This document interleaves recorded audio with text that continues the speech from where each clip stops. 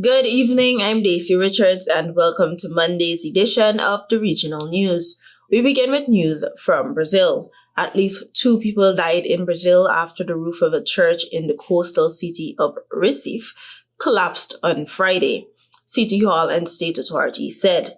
The vice governor of the state, Priscilla Cruz, said around 20 people had received medical assistance after the collapse, adding that authorities do not believe there are any additional fatalities. Surveillance camera shows Brazil church roof collapsing, at least 2 dead. However, they will search through the rubble, she said. She added that at the time of the collapse, the church was being used for food distribution. While in Venezuela, at least 40 teenagers have been released from prison over the weekend in Venezuela, according to human rights group, after being arrested during anti-government protests following Venezuela's disputed presidential election in late July. Venezuela's Electoral Council and its top court have proclaimed President Nicolas Maduro in power since 2013 as the winner of the July 28th election, but has not published complete voting tallies.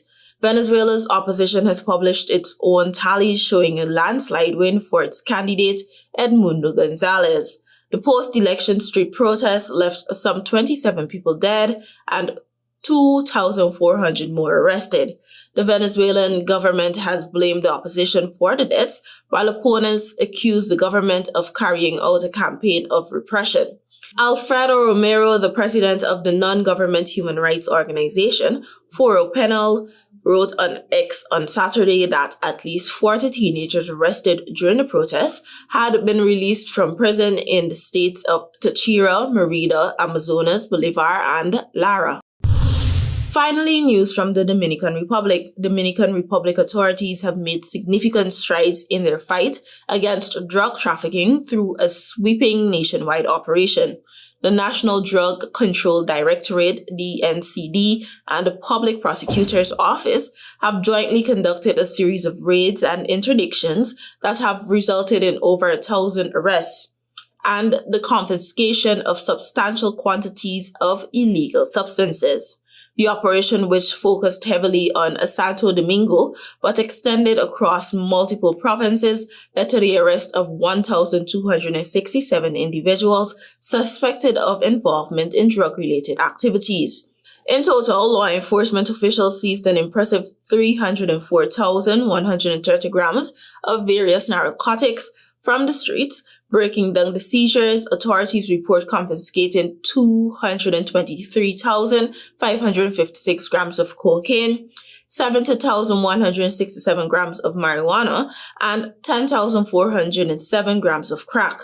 Additionally, 19 ecstasy pills were among the illicit substances removed from circulation. Officials also confiscated a significant number of related paraphernalia and weapons. These items included 11 firearms, 90 knives and machetes, 2 vehicles, 71 motorcycles, 17 communication radios, 3 bulletproof vests, 140 scales, and 440 cell phones. Cash and other evidence were also collected during the raids. The DNCD and Public Prosecutor's Office conducted these interventions across a wide swath of the country. Thank you for watching. Do have a productive week. Until next time.